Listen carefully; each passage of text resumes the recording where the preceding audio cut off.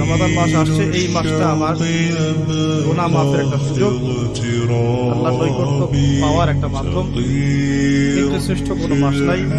এই বছরে যা করেছি এখন থেকে খাস তওবা করে আল্লাহর দিকে ফিরে আসা। আল্লাহ পাক তৌফিক দান করেন।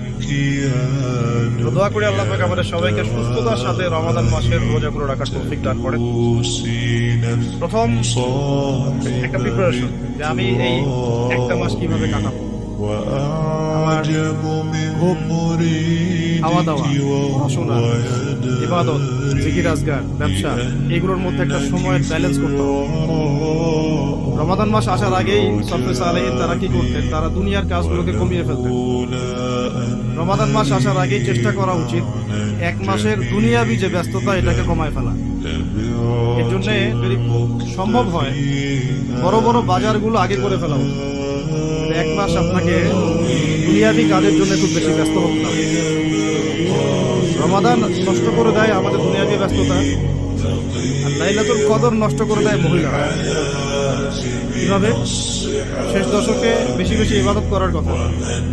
শেষ দশকে আপনি দেখবেন মার্কেট ভর্তি মহিলাদের।